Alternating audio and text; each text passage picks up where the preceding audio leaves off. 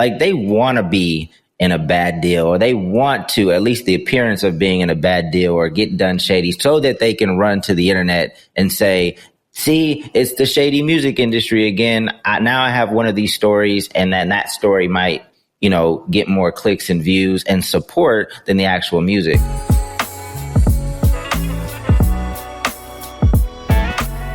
What's going on? Welcome back to the Music Entrepreneur Club podcast. So if you love Erinn, I'm sorry. We love her too, but she'll be back next week. What is she doing? She's in for sure. She's skydiving into an exotic destination, vacation, or I don't know. So that's the lore I make up in my head every time one of my co-hosts aren't here. They're doing something amazing and exotic, and I'm just sitting here as the temperature changes and my backyard fills up with leaves. But what you can do, speaking of backyards filling up with leaves, you can fill up your catalog with your sounds. And this applies to producers. This applies to songwriters, whoever you are. If you have music that you want to get on the platforms, you just haven't pulled the trigger yet because you don't want to deal with the complications of distribution, and you don't want to pay for it. Let's be honest. A lot of people don't want to pay for stuff. Go to twolost.com, use the code MEC.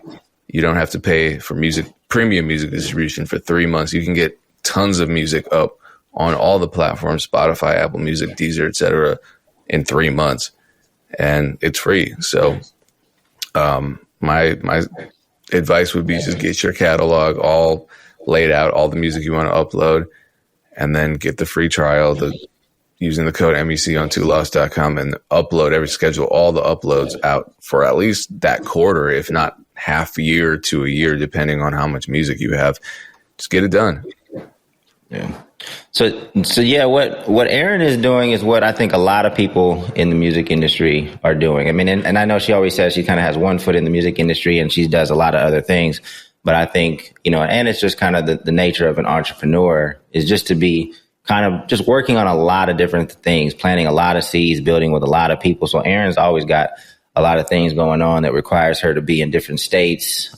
She was just here. I didn't get a chance to see her in person. I couldn't make it to her event on Monday, but she was here for Jump Global, which is a conference that's more about, you don't learn about the music business, but you learn how to exist as a person within the music business. I think that's a good way to describe it. It's a lot of self-care, a lot of mental health, things like that, because this industry is not quote unquote normal.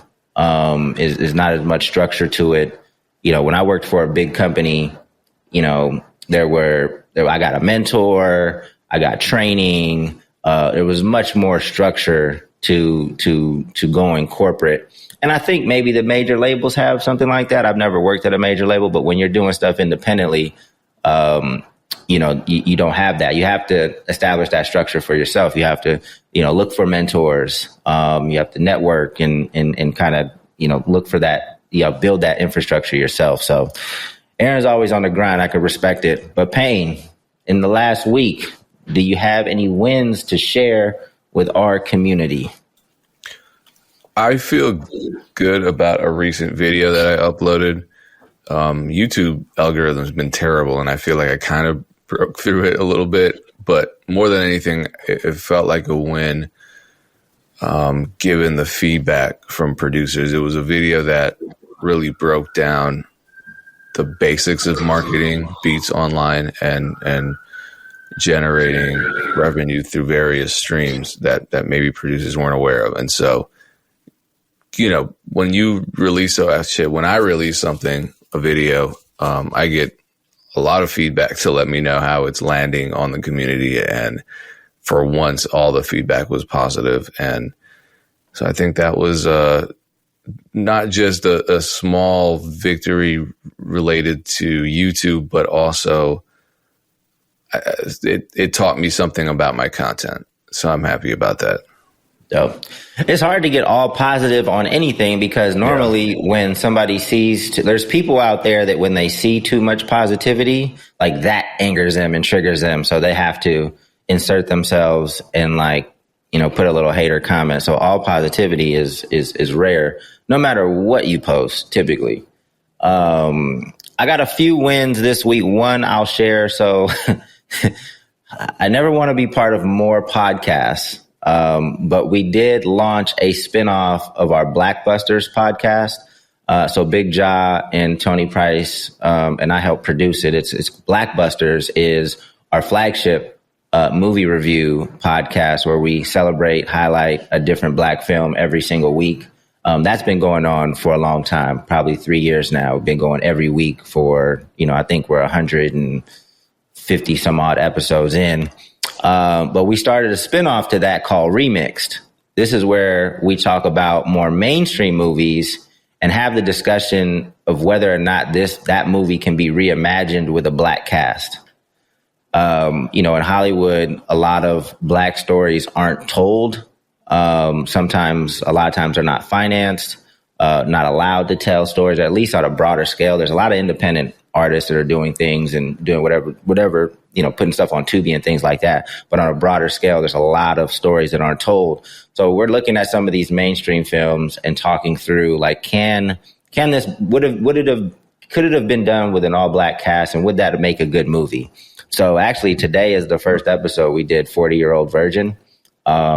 And it's not with Big Jaw, so it'll be with Tony Price and then a young lady named Jay the Fade, who has a pretty decent audience herself. She's a writer, actor, but it's not as like it's a dope conversation. It's not just like shock value, trying to play the race card or anything like that. These are people that are genuinely interested in film and trying to reimagine these films and how the story changes and kind of rewriting a script on the spot. So if you're interested in movies, check out the Blackbusters podcast. If you're interested in this new dynamic with, mainstream movies with Black cast, it's called Blackbusters Remixed. It's on the same channel, so check it out if you get a chance. Anyway, let's jump into this. I know we don't have Erinn, but let's try to keep the energy high and, put on a good podcast in her absence. So I just wanted to continue with the delusional. We talked about artists being delusional. I think it was last week. We talked about this a lot. This is a thing. This is a hang up. Yeah, for me, and I want to tell people why, though. I think it's because, like, I've been dealing with artists since 2008, and a lot of artists, because, obviously when Funk Volume got traction, a lot of our fans were artists. And we would host contests. We hosted the Don't Fuck Up Our Beats contest, and thousands of artists would participate in that. So I would be interacting with artists, in person at our shows, via contests, via the Funk Volume virtual conference that I put on for artists, and then continue to do so now with the MEC and with Game from the God. So, like, I have had a shitload of interaction with artists at this point. And when people hint that you need to be delusional to be successful, like, I always push back against that, because I've met many delusional artists and nobody's ever heard of them. And I believe their delusion is a part of the lack of success. So even this morning, it comes back up because Rob Abelow, who I definitely respect, he has a very dope voice, very knowledgeable voice, has a lot of great experience and a great Twitter presence. He posted one common trait between successful founders and artists is a completely delusional belief in themselves. And again, there's that word again. We talked about it with last week when Erinn was on. And I replied, I said, damn it, there's that delusional word again. We just talked about this on our podcast. I don't think delusion is the right word. And it encourages delusional artists to think that is a requirement for success, so they rest in it. Most delusional artists I know and have met have never made it. And again, that's just from me witnessing the delusional artists over the years. And then he said, you may be right. What do you think is a better word for it? I think so. I replied to that. I said, I'd be more comfortable with an unwavering confidence or something like that. Sounds insignificant, but I think the wording matters. So yeah, I do think that's probably going to trigger me every time because of the artists that I've met, and that I know haven't had any type of success because of the delusion, in my opinion. So don't need to hammer that home again, but it just came up this morning, so I just wanted to. Yeah, but okay. So here's my perspective, and It's not a great outlook, but there are words out there, especially adjectives to describe people, that no matter what, people are going to hijack and use for their own selfish reasons. So think about a word like, well, this is a verb. Think about a word like hustling or a hustler or something, in the music business, or grinding, whatever, any kind of word that we use to describe a hard worker. I'll ask what that means, and everyone has vastly different definitions of it. And oftentimes they're kind of like stupid definitions where someone will say, okay, well, if he inboxed 1,000 people in a week with his iTunes link, he's grinding. No, he's not. He's wasting his time. That's okay. Or think about an adjective like honest. I'm sure you've dealt with people like that. I think we all have, where someone will just label themselves as honest and try to make it seem like it's this virtuous thing. And then they walk into, they're meeting their girlfriend's family for the first time, and they say, God, this house is fucking ugly. Well, they're just being honest. And they love, they'll walk up to a pregnant woman, oh, you fat ass bitch. I'm just being honest. And everybody hates them because they're terrible people, and they pass it off as honesty. I think that's what happens with this word delusional, because you have so many levels. It's like a spectrum in terms of the definition of the word. And there are delusional artists that really will sit back and think, I'm the hottest thing in the city. I've met them. I've met these artists. They're drunk at the club after not having released a song or played a show for 10 years. And they're telling me that they're the hottest in the city and everyone else is trash. I'm like, well, wow, you're delusional, because that doesn't make sense. And then there are the artists who made terrible music for years, but they never stopped. And now they have huge fan bases because they were delusional enough to look past reality into this reality that they haven't yet created. So if we called that unwavering confidence, let's be honest, Dame, the word confidence has been perverted also. Someone can say, oh, she's just confident. No, she's an asshole. Someone can say that artist is just confident. No, he's delusional. You know what I mean? So it's this never ending cycle of frustration. No, I definitely don't agree with that. I mean, words like hustling and grinding, those are more like slang. So it's, people can have different definitions, but with, and then the honesty thing, I think it gets lost in the sauce, because you're talking about like social norms and, that to me, that's different. Like delusional actually has a definition. And if I bring up the definition, it says characterized by holding false belief or judgment and external reality that are held despite incontrovertible evidence to the contrary. So it's like actually, but even the artists that say they were delusional, if you look back, like, so Russ, I think Russ has said this before. He put out hella albums, and then he, listened to Take Care and then was aware that, it wasn't on the same quality. But when he started doing, I'm sure if you look at the data, like when he started doing a song a week, like it wasn't like, oh, they were doing nothing. And then all of a sudden it went boom, right? Nah, just like me at Funk Volume, I was looking at the data, like things were trending upwards. Like, oh, like this is eventually going to have a pop because everything's trending upwards. You can't dismiss the data. And even before we had data like that, I'm sure Kanye, they'll point to another delusional artist like Kanye. But Kanye already had half of the sauce in the production, like that was doing Grammy level work. Like, so these artists, even the ones that you call delusional that ultimately made it, you can't ignore the data. The data's there. It's showing us like what's working, and there's more of that.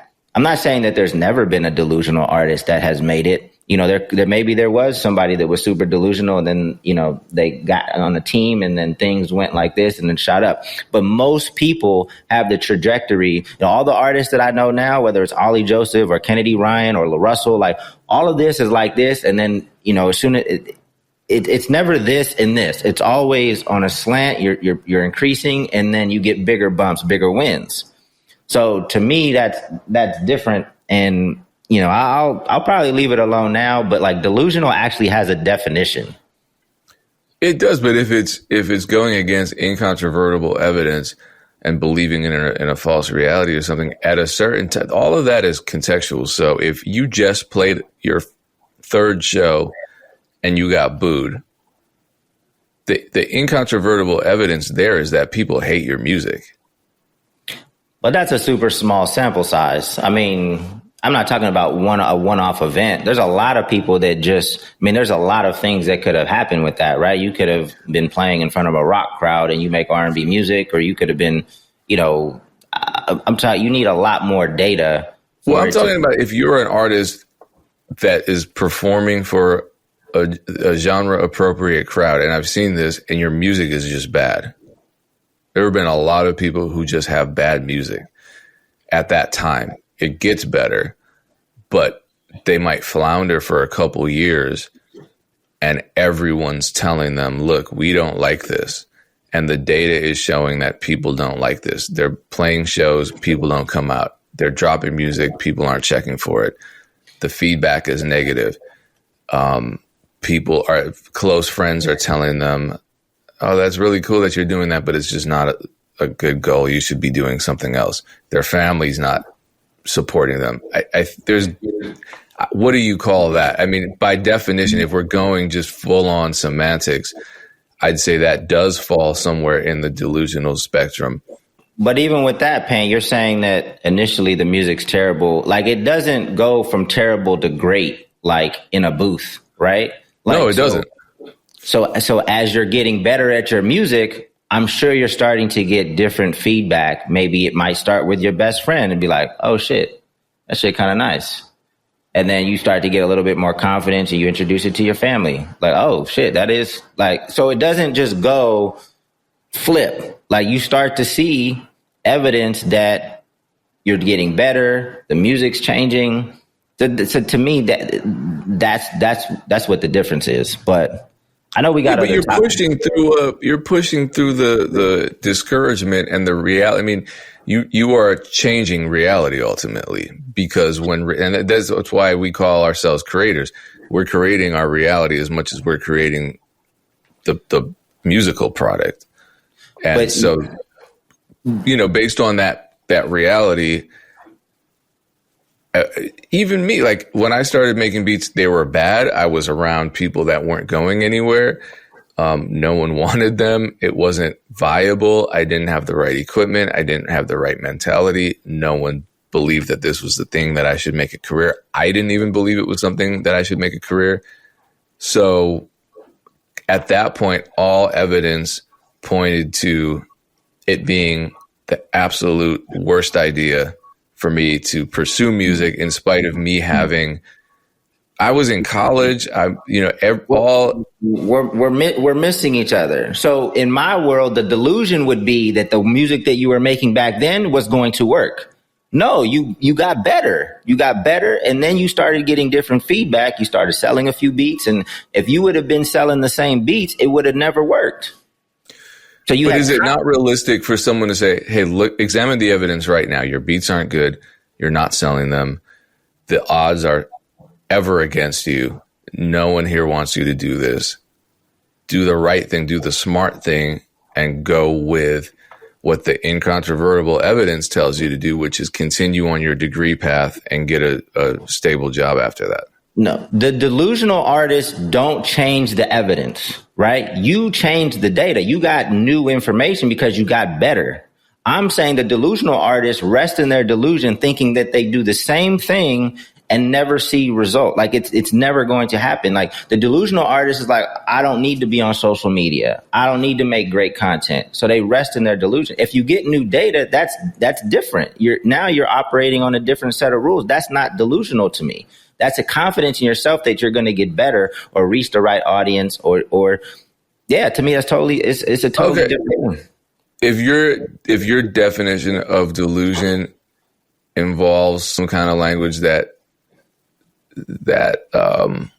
points to a person repeating the same actions that aren't helping them and expecting different results, then yeah, okay, that's You're right. That's not very my different. definition. It's the definition. Like, again, characterized by holding false belief or judgment about external realities that are held despite incontrovertible evidence.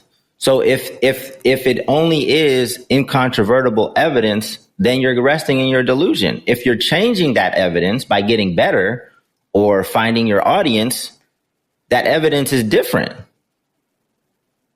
I'm not changing the definition. I'm going by the definition. And that's why I push back when people use the word delusion. That's all. So me, I would rather. Hey, I like arguments like this because of my linguistics background, but we can move on. But yeah, I think we can just find common ground that I agree that artists who do the same thing over and over again and expect different results are absolutely delusional, and that's the key. But I think hopefully we can agree that no matter what word is being used in these clips, whether Russ is saying it, whether Rob's saying it, somebody is going to bastardize that definition and apply it to them and find a way to use those words to justify their own laziness. For sure. Okay. See, peace. We're always mending fences here. Always peace. Oh, I just had Dame has his rants. I just had a quick rant. I don't know. Maybe it's not, but I recently posted this to talk about delusion. I've been using Threads for some reason. Are you using Threads? I know Meta's a terrible company, but not really. I'm not heavy on Threads yet. I know that a lot of the followers converted over, so maybe I need to start that because I definitely don't like Twitter. I'm super close to just completely ignoring Twitter.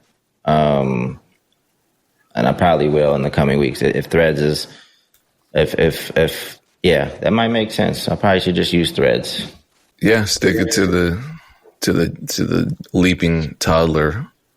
A very well-known songwriter stole one of my beats years ago, took the money and publishing writer share for himself, and then claimed I agreed to it over the phone. This was just, this is my entry point to explaining what I'm going to say next, which is, and Erinn believes this too. I don't know how you feel about this, Dame, but Erinn and I have talked about this on the podcast. I encourage not just producers, but everyone, for the sake, because some producers do weird stuff. And even for me, like if I make a promise that I'm now thinking in my head I didn't make, I want everything in written form. And I have these conversations with artists all the time where I'm like, that's not what we discussed. Yeah, it is. And then I have to pull up the text or the email exchange. So I say, do everything on some kind of written media. I think that's the best for peace of mind, at least initially. If you develop a relationship and you trust that other person and they trust you, you can talk all you want over the phone. But I have a lot of people contacting me. I'm just trying to get you on the phone. I'm trying to get you on the phone. I'm trying to get you on the phone. And I'm like, I don't know you to be on the phone with you. And I'm not going to, people try to hustle you over the phone, and in person, you got to get stuff in writing. I feel like that's just kind of, that's damn near just common sense when it comes to the music business. Or am I way off? No, you should definitely get things in writing. Hopefully people understand that on both sides. You would think, but I think talking is like a weapon of a manipulator. Because if I can get you on the phone, I can maybe just wear you down or dazzle you with whatever sensationalist stories I have that might just be outright lies. But either way, that was the point of that thread. And what I got were a bunch of replies saying, shame them, name the person, name them and shame them. Who stole from you? Tell us the songwriter's name, expose them. And exposing people has become basically like an entire genre of not just journalism, but content creation lately. Academics does it.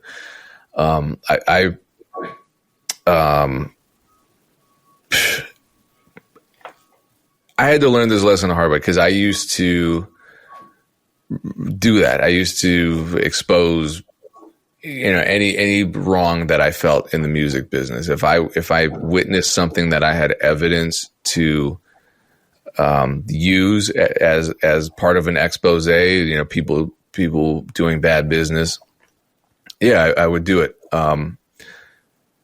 And what's frustrating is it was the most counterproductive thing that I ever did. I thought, okay, I'm getting my truth out there and I'm going to help people. No. So I was like, okay, what the thing that I'm referencing in that thread about a songwriter stealing a beat and stealing money and all that, I already talked about them. I said them by name. I said the manager by name way back. People want me to go all the way back and relive that shit. Look, people, you want creatives in the business to expose people, but the community doesn't create a space for us to do that safely. Number one, people don't learn from these mistakes and misfortunes. And lastly, people don't support us through the consequences that we face after exposing someone who might have some power in the music business. When I exposed those people, it didn't destroy my career. Obviously, I'm still here. I still got placements and hit songs after that. But I did get blackballed by a couple opportunities. I didn't even get the money I was owed. Exposing them did nothing for me. I didn't get widespread support from producers. And honestly, I got, this is probably the most discouraging thing that happened was I would get producers reaching out to me and saying, hey, I know so-and-so stole from you or whatever, but do you think I should work with her? Because I saw your video where you said, what she did to you, but it's really tempting, man. I feel like I should work with her. What do you think? And during my expose, I had screenshots. I had verifiable proof from third parties. I said names every time. It didn't matter. So I feel like exposing people at this point has just become content. And like, if I were going the academics route, cool. I don't want his life, but he's made millions doing it. I would never want to live that life with all that negativity surrounding me. I make music. That's what I love doing. I don't love exposing people. I was just kind of doing it as a service. I thought maybe it would help. But what I'm learning is if you want people to expose, like if you want me to expose this songwriter, man, stop with the exposure content because you're just doing that for your own entertainment. What's more valuable to me would be is if you bought one of my drum kits or you got a consultation from me or you shared a video that you found helpful. That helps me. All I would get when I would expose people were like likes on a tweet. And so I understand why and I used to be one of those people that was like, don't talk about shit that happened to you in the music business if you're not going to say names. I understand why you're not going to say names because it doesn't matter. It's just going to hurt you. So hopefully put that into perspective, especially when you're seeing artists that you respect, producers that you respect, expressing grievances online, like an Ari Lennox situation or, whoever is going through something in the music business. They don't need to expose all that stuff. They don't. I think sometimes it's helpful, but I understand why they don't. Yeah. I mean, a lot of these people are making videos with just exposed is in the bucket of one of those words that, captures people's attention on YouTube. So-and-so exposed this person crashes out. This person got killed by this person. Like there's certain words that people are, even if the content is not exactly that, there's a lot of like so-and-so exposed this person. Then you watch it and like, you didn't really expose nothing. Like this is normal. So I think that just speaks to the inflammatory language people are using to try to get clicks and views. Whether or not you should expose people public, I'd never like stuff going public. Because a lot of times people that want to go public quickly are wrong. Like, and then if you really take the time to like listen to what happened, you're kind of like, you're kind of wrong about this, or there's issues on both sides with this. So you can damage relationships. Even the act of going public with stuff, stops people from wanting to work with you. Whether you're right or wrong, it's like, oh, this person's going to go public as soon as he or she feels like they're wronged. So I'm just going to stay away from them because they're a loose cannon. So you just have to have a pretty measured approach with like going public with things and try to figure out if it makes the pros and cons of moving forward. Why you're doing it. Is this an ego thing? Is your reputation really getting damaged and you have to protect yourself? So really think through the consequences of going public with any dispute. And if you do go public, please make sure you're right. Please make sure you have a good understanding of the business and it's not just you being, just having a lack of understanding of how things work. Because I've definitely seen that. Oh, we've seen what happened to you with the shake weights and all that shit. Yeah, no, I hate to bring my situation into this again, but yeah, obviously I have experience dealing with public stuff. I don't think I've ever just voluntarily tried to expose anybody about anything. I could. I mean, there's definitely a lot of things. There's something going on right now that's pretty ridiculous. But to make it public just makes things messy.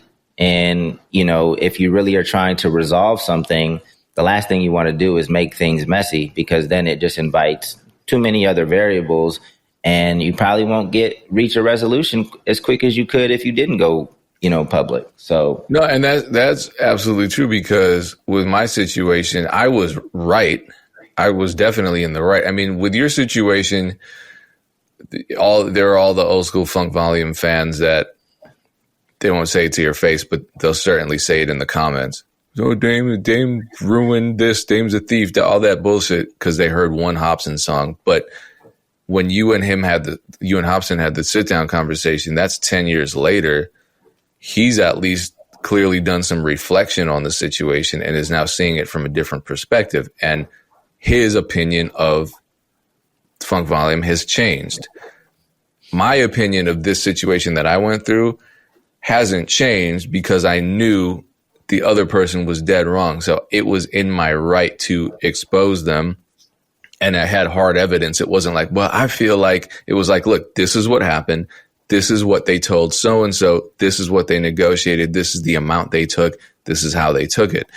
However, if I hadn't gone public, maybe I could have, I don't know. Could I have salvaged that? Because these are powerful people in the music industry. So could I have just swallowed my pride and been like, all right, well, yeah, just maybe, I'll just ride this out and see where it goes. Maybe it didn't feel good. But maybe, but there are even times where I made a video about, there's this known scammer, also a producer, and I'm not going to say his name because when I showed receipts, I actually got threatened legally, which I just don't want to deal with. So I'm not talking about this person anymore, but this is a horrible person. You can search their name. There are articles about them getting arrested for financial scams. There are multiple reports. There are threads on every forum on the internet about them scamming them. If you go to their social media right now, they're just incredibly racist. I have screenshots of them calling me racial slurs. They're publicly tweeting as we speak, a black woman who's an elected official, some of the most vile racist stuff right now. And so if I go and call them a scammer, I'm not telling a lie. I'm just not. It's out there. However, when I do that, it doesn't make an impact because they've been doing this for like 15 years under the same name, running the same scam on these people, on these artists, on these producers, on aspiring music business professionals. So when you look at that picture and you're like, damn, this is depressing. What's the point of even telling the truth to try to protect people? They don't want that protection. You know what I mean? Like they're going to, you put a walk sign on a corner and people still walk across the street during the red light. Like, I know you put that sign there, but I'm just going to sprint across here. Then you just keep seeing them get hit by cars.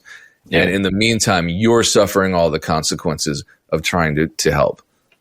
I mean, it's a mixed bag, right? Like, there are some people that do learn from these things and it's helpful.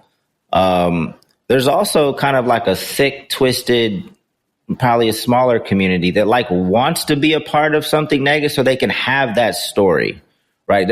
I think there's a part of some of these creatives, like they want to be in a bad deal, or they want to at least the appearance of being in a bad deal or get done shady so that they can run to the internet and say, see, it's the shady music industry again. Now I have one of these stories, and then that story might, get more clicks and views and support than the actual music.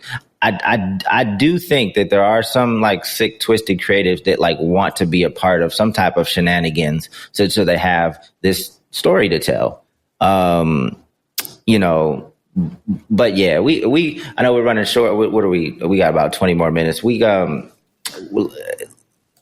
have anything else to say about this pain? You sure you don't want to share the person's name?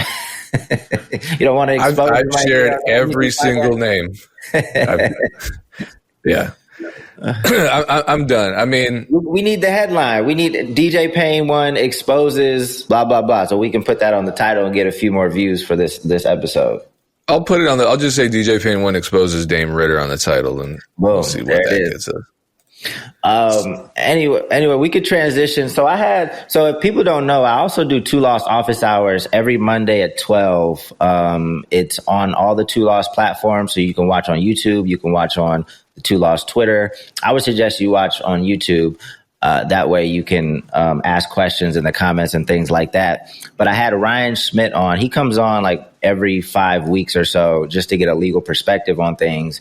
And this episode was great because I think it's and this is why I think the MEC is different. Like our approach to thing is different because what we talk about, I don't think gets talked about on any other podcast. And here's one of the things that we talked about. So obviously we have these standard splits for things, right? Label, traditional deal, 80%, modern label, 30 to 60%, pub admin, 10 to 15, manager, 15 to 20, business manager, 5%, co-writer, 50-50 on the pub. But these are standard according to how, very particular roles like in a traditional, music industry. The music industry has evolved and all of these roles have evolved. So it's good to understand like what a quote unquote standard percentage is, but like what variables move these percentages up or down in different situations. So we talked about the producer artist relationship, right? You, Payne, and you can obviously weigh in. You're a producer, so lots of beats, worked with a lot of artists. So if you create an exclusive beat for an up and coming artist, an independent artist, all you did was, and I don't mean to downplay like all you did, but what you did is you created the beat in your studio and you emailed the beat to an artist. I just pushed the button. You emailed it. They finished everything else. They put the vocals on, they're marketing and promoting it. They mixed and mastered it. What does that agreement look like? And you can do a range because I'm sure, producers change their prices on a lot of things depending on the relationship, the status of the artist, things like that. Yeah. But what's the range of the fee of the producer fee? Let's just talk about the producer fee for an independent artist. Independent or unsigned? Unsigned. Unsigned, I would say, it depends on the person, right? Because sometimes you'll get into a situation where the person will offer something up front and say, I was only expecting to ask for $700 for this exclusive beat. And I'm, a lot of times I'm doing engineering because I'm engineering the beat, if not the whole song. And then sequencing it and producing it around their vocals. So I feel like that's reasonable. But what if they're offering $1,000? I'm like, okay, well, I'm not gonna turn that down, so I'll take it. But I think the fee is one thing. Right, but I just want to start there. I don't want to. Yeah. I'm doing it beat by beat, so we're probably talking at what, like 500 to 1,500, something in that ballpark, right? And there's there's flexibility. There's certainly flexibility. I mean, if it's someone who's a repeat customer, if it's someone who's a first time customer and I'm trying to turn them into a repeat customer, if it's someone, maybe I love the song because it's already written and I know that it's just going to happen quickly for me because I already have the ideas in my head. I'm not going to really have to sit down and struggle with it. Or, the instructions are really clear, or, there are any number of reasons why I would be flexible on the price. But I think, the pricing is one thing. It's just that, there's a lot, there are X factors that just throwing a number out there don't take account for. Right. No, I understand. That's part of this process. Okay. So let's say $500 to $1,500. Boom. The producer fee. Now we're looking at the publishing. I'm assuming it's 50-50, right? That's what your assumption is? 50-50 on the publishing? That's my assumption. But again, there's some flexibility there. Okay. So let's just say 50-50 on the publishing. And then, what about, on the master side? What royalties, range of royalties are you expecting? I mean, generally, and no one talks about this because everyone wants to talk about splits, like producers are just shoving their hands deeper into the rapper's pockets. But recoup your money. If you spend $500 on my beat, recoup $1,000 first, and then and then cut me in, like, I don't know, 20. I feel like 20% is reasonable if there's no label involved, because what the label would do is they would take all of it and then give us some kind of percentage of whatever convoluted formula they've created for recoupment and for a royalty rate.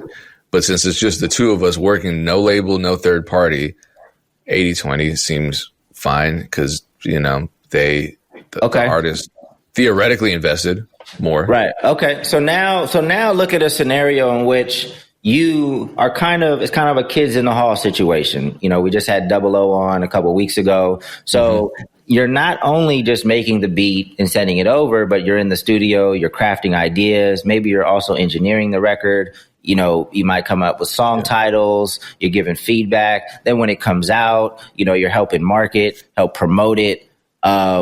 How does that change, in your opinion? It's still probably 50-50 on the publishing. I don't even know.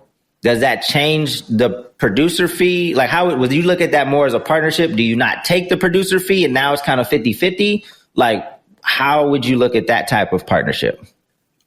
That's a rare situation where I would look at that as a partner, because in order for it to be a partnership, it wouldn't just be a matter of me doing a bunch of work and saying, all right, cool, I'm not asking for a fee, we're just going to split everything. It would be me having a much deeper relationship with the artist. Like Ted Park, for example. We've done everything 50-50 except in the case of collabs, or sometimes we're working with, there was one time we were working with, I won't say his name because maybe he doesn't want this business out there, but a Grammy-winning engineer who wasn't charging us to mix and master our songs, but he wanted some of the, some of the, I guess it was the sound recording percentage. So we would give him that, and then we would each get smaller percentages ourselves. But with that, like, I'll DJ for Ted. I could potentially, with Soul, when we make an album, it's 50-50, but we're hitting the road together. So it's really 50-50 because we're splitting the show fees, which is not something that usually happens with a producer-artist relationship. So for me to feel comfortable in a partnership, it has to really be a partnership, not just because a lot of people will weaponize partnership. I know that's not the strict question to it answer, but no, but I think this highlights exactly what I'm trying to convey to people is all these relationships are different. You can start with a standard percentage, but if a person does more than what they do in a standard situation, then it makes sense for percentages to be higher. If for some reason they do less, then it makes sense but you have to understand that standard percentage goes with a standard commitment, right? Because I look at the same thing from a manager perspective. You can't just say, oh, a manager gets 15%. Because to me, especially now with the experience that I have, like if I'm helping an artist in their infancy stage, like that's not normal. If I'm putting in sweat equity, even with the Hobson situation, like I put in money. Like now, if a manager puts in money, that definitely changes the dynamic and should change the structure of the economics of your partner. But you had that in writing, right? With Hobson, when you're putting money in. Because we started a label together and I was an owner in the label, and then Hobson signed as an artist. To me, that makes a lot of sense. But if you have a manager, especially a capable manager that helps you out significantly in the beginning, is like huddled up with you, like talking through ideas, networking, learning the business, like presenting a lot of opportunities. To me, that's a different situation. It should be more than your standard 15, 20%. Because even if I didn't put in money in the Funk Volume situation, like I was let go from a job where I was already making six figures. I could have went right back and got another job where I was making six figures. Instead, I did part-time work to pay my bills, and then I did work the rest of the time on Funk Volume. So the opportunity cost, it cost me like 60 grand a year to put my attention into Funk Volume for the years we weren't making money. So to me, that's still an investment that should justify equity in the business, even if I didn't put in actual dollars. See, right? And that right there is so important because it's not tangible.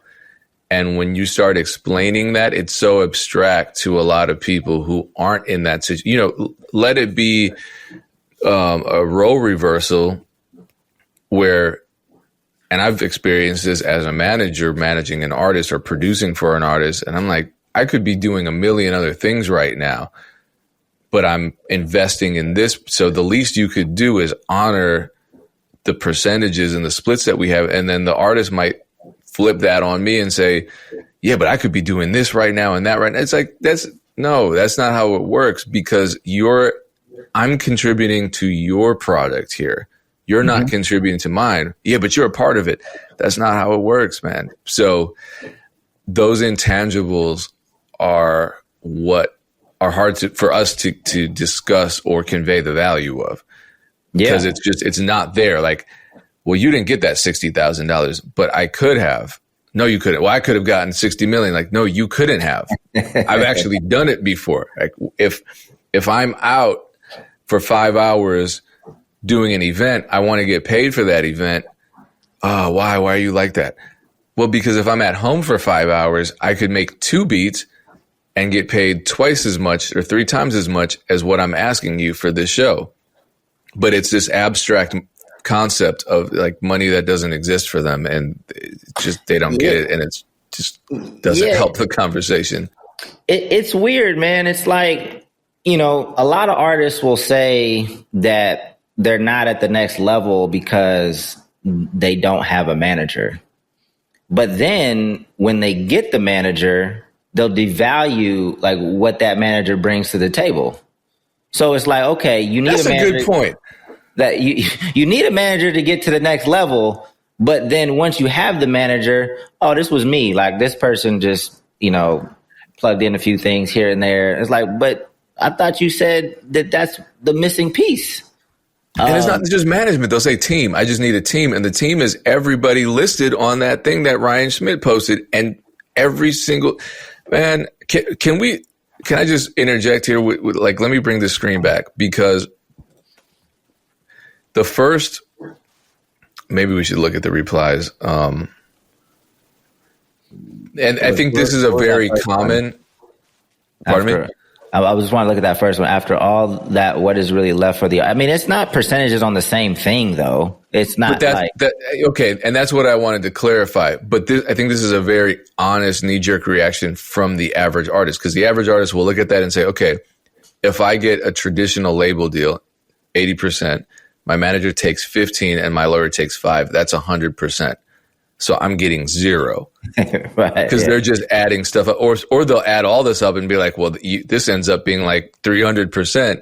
So I'm actually going to owe money. That's not how it works. You know, just to be clear, I shouldn't laugh, because if you don't know, you don't know. Right. But like these first two, it's one or the other. So let's say you get a modern label at 60%. That's only 60% of your sound recording copyright royalties. And then pub admin versus co-pub, same thing. So it's one or the other. So if you sign up for a pub admin and your royalty checks are, $1,000 a quarter, you're only giving them $150 on the high end. So it's not that big of a deal. Manager, that could be anything. That could be just for shows. That could be just for opportunities that they got you. That could be for your. But that's typically 15 to 20% on everything that comes through the door. Like the pub, it can be the cope, but that's typically what it is. Like because your managers because I don't want artists to get in the habit of like trying to cut their manager out of certain things, because like your managers should be working on like the entire thing, like, and they're doing a lot of things that they don't get paid for. Yeah. So yeah, but the pub admin percentage, that's obviously just on publishing. The agent, obviously that's just on touring stuff. Your business manager, that's typically 5% of everything if you do have a business manager. But I don't think you should hire like a big. That's probably like once you get your business to 500,000, something like that. Other than that, you probably just need an accountant that you pay hourly or whatever. And accountants are expensive too, but it's not like it's going to make or break. And then the lawyer is on a case by case basis. It's not like you're just giving them 5% of everything. That's 5% probably of what you're making off of that particular negotiation. Deals they negotiate. Yeah, the deals that they negotiate. And so co-writer, I don't even want to talk about co-writer because that's just you splitting with the other creatives that you're working with. Yeah. Can you open up the reply to Sparkle Life? What did he say? Fair point, but these are not necessarily cumulative. Okay, basically said the same thing. They aren't all based on the same revenue streams. Example, a manager gets a piece of everything. The artist brings in, an agent only gets a piece of the show. A lawyer might get a piece of a single deal advance. Yeah, so he basically said the same thing. And what was Sparkle Life's response? Sounds like I'm done with Sparkle Life. Sounds like the American tax plan, federal, state, and local. I mean, but again, we say it, artists repeat it. I need a team. It takes a team. You got to compensate a team. Like, you can't expect to just reap all the benefits and have all these people working at intern wages. Like, I know, but stop with the dramatic analogies where it's like, oh, this sounds like slavery. Like, no, it doesn't, bitch. But this sounds like the tax system. Taxes are mandatory. If you don't hire on a manager, then guess what? You don't pay a manager. If you don't get a lawyer, you don't pay a lawyer. If you make all your music solo, guess what? There's no collaborator splits. If you don't get signed to a label, you do everything yourself. Guess what? The label's not taking a percentage. It's not like taxes where if you don't pay those taxes, they're going to be at your door with guns. Like, come on, man, stop.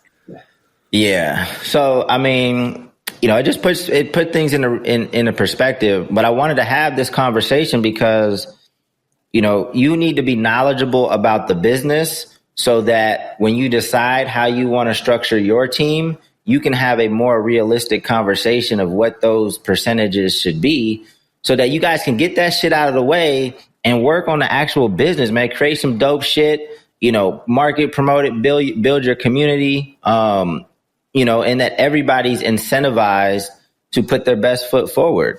If you start nickel and diming folks and you're like, okay, the standard percentage for a manager is 15 to 20, and you start talking a bunch of bullshit of why you want to cut their percentage down for no reason, now you're taking wind out the sails, people not excited to work with you, and it just becomes a real toxic environment. So have these conversations, learn the business, understand like what variables can move the percentages higher, what might take it lower, and, do right by people. And that's what these conversations are trying to encourage. And I don't hear other podcasts, not to say that we're better, but I do think we take a different approach to things because we've seen it, we live it, and we're still in it. Learn from our mistakes, please. Oh, yeah. We've made a lot. Yeah. So, and I would love it if the people that approach me for business at least had a glance at that chart of what's kind of not necessarily standard, but what's typical, just as a starting point. Because I think a lot of people in the music business, unfortunately, have no point of reference and don't bother looking for one. And so they'll approach every single business transaction, every single negotiation as though they're starting from zero. And it's like, we're not starting from zero. We're starting probably from just some boilerplate based on the last 10 deals we've done. So if you're coming into every single deal with amnesia, it's a lot of wasted time, a lot of wasted energy, and it could sour the entire negotiations process because you're now inventing standards. And it's like, well, if you're dealing with a lawyer who's always made 5% and you're trying to get them down to 1%, it's not going to work that way. That's unreasonable. I should try, and I don't really want to take the time to do this because I have a lot of shit going on right now, but I think we need to blow this chart up and like put it on a graph in terms of like, you know, and maybe on one side, you know, it's kind of like, you know, where the artist is in their career. And then for each, with each potential team member, kind of their level of experience as well. And like what the expectation should be for compensation along that chart, if that made any sense. Right. Because in the beginning, if you're not making anything like let's say you shouldn't even have a business manager. So that's, you know, so maybe that is like an accountant, do your taxes, you know, you pay to do your tax, or you use, you know, TurboTax or something like that. But if you're not making anything, use TurboTax. But I see what you're saying. Like income tiers. So when you're at like between, what's the amount that you can make without having complicated tax, it's certain thresholds. So then that's when you get the CPA. Yeah. So I think you need that for because even so, if you have an inexperienced manager that's just starting out, but an artist is just starting out, what does that look like? But if it's an inexperienced artist with a super experienced manager, like to me, that's different. That's a different, that could be a different partnership. You value that differently because with an experienced manager, hopefully you'll be able to avoid a lot of the missteps that you might fall into should you not have their guidance. So yeah, I think that's a good starting point. I gotta think through like what that would look like visually so that people could digest it quickly and be like, okay. And even if it's not, you know, it's not giving you the answer, but it's making you at least have the conversation when you find people that you want to put on the team.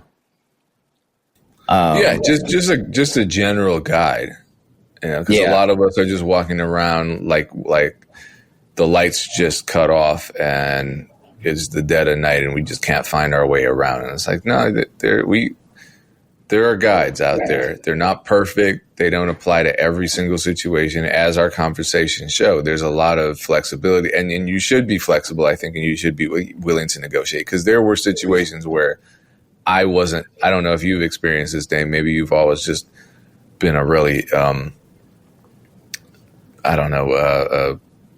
highly flexible and highly not at all. No. There's definitely a lot of things that I shouldn't have. There's a lot of things that I just shouldn't have negotiated that hard about because, you know, even just like even if I feel like I'm right, the way in which the negotiation goes down like fucks up future opportunities. Right? If you're cool about things and you make it easy, then that opens the door for a lot of future opportunities. You know, I'm not saying sit there and get taken advantage and just take what they give you. You know, if something's super off, then have the conversation. But if we're talking about a percentage point here and there, like not negotiating that hard is worth more than the 1% that you're negotiating for in the long run. Yeah. Yeah, and sometimes it literally is 1%. I had the weirdest, this was years ago, but it was hilarious, but it was also really frustrating. It was an artist trying to negotiate underlying composition splits. So the publishing and the writer's share. because I said, oh, well, it's just typical that we just do 50-50. And, realistically, I hate to say it, but most artists don't even know what that means. They're not registered with the PRO, so they're not even collecting on that royalty stream. And they're not registering their titles for them to actually collect. But they'll fight you for that. And this guy said he wanted 51% so that he would be the majority shareholder. And I wanted to explain, I don't know what HBO or Netflix show you were watching about business dudes on Wall Street, but that's not how this works in the music business. If I own 1%, I still have negotiation power as much as anyone in that situation owning 99% would have. But I didn't. That's hilarious. I was just like, yeah, cool, man.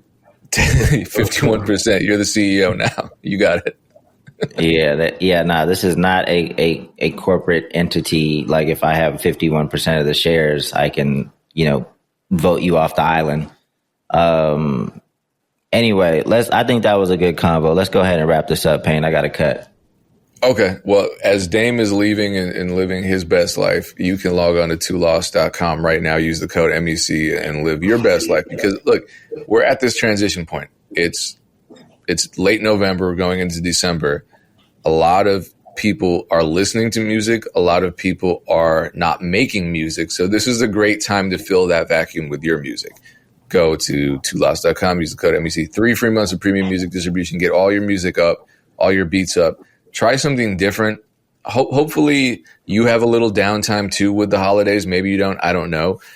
But bring your laptop to whatever family's house that you're visiting, and then just kind of secretly spend a couple hours throughout that trip uploading your music, getting it all scheduled out, learning the platforms that you're uploading to. Because there's no point in sitting on it. Maybe this is your sign to get all your music up and actually pull the trigger on it. Well, I got a closeout rant, Payne. I forgot, because the holidays are coming up, and traditionally the music industry kind of shuts down. Even here at Two Lost, we get 2 weeks. Yeah, we get 2 weeks break.